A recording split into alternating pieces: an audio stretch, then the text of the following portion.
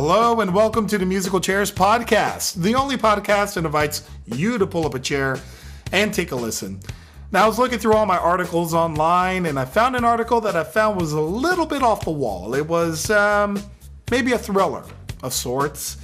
I had to ask myself, man in the mirror, who's bad? And apparently the answer is not the San Antonio Spurs. No, not at all. San Antonio Spurs lost yesterday to the Miami Heat, and I find it kind of funny. I'm not rooting against the Spurs, and I don't think it's a bad thing in itself. I just find it funny that all these heartbroken sports fans are on Facebook and Twitter, especially when they never talked about it for the entire season until they got somewhere, and now the Spurs, their hometown team, has lost, and they're sad. You know what I'm talking about. If you're a longtime fan, you don't get mad at what I just said. If you're a bandwagon fan, well, that applies to you. But in any regard, what I'm talking about in this article is actually Michael Jackson. Michael Jackson is so incredible that the man has given himself another world record. The man holds 6 already. He gave himself a 7th now. And it's kind of morbid. No pun intended. His record is foregoing the most number of days without sleep, or rapid eye movement sleep. That's what he's gone. 60 days, according to what's going on in his wrongful death suit. They're claiming that Michael Jackson was taking propofol,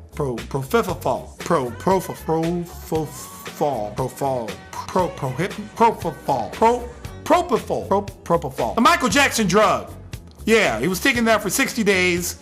And apparently, had he not overdosed, he would have died anyway, because if you don't get that rapid eye movement going, it kind of looks like this.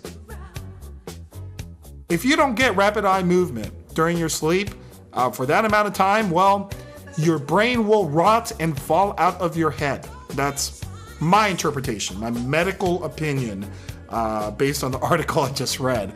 So Michael was in bad shape no matter what was going on with him. Whether or not he was not sleeping, whether or not he was frail, on drugs.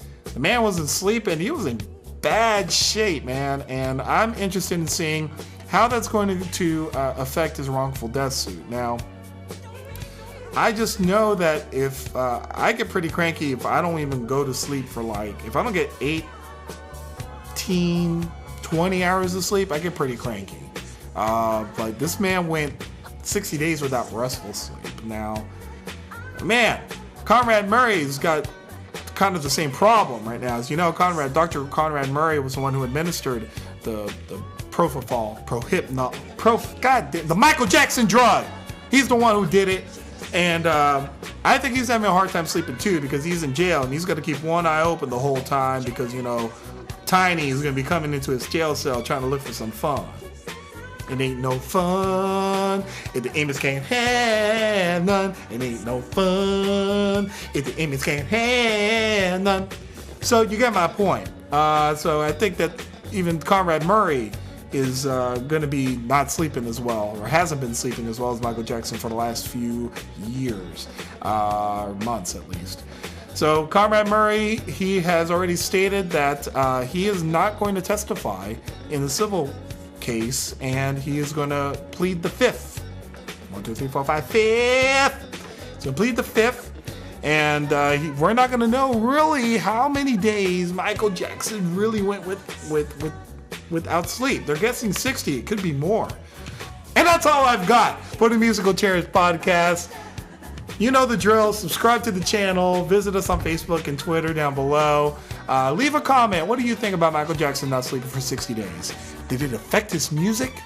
Did it affect his ability to perform? I'm sure it did.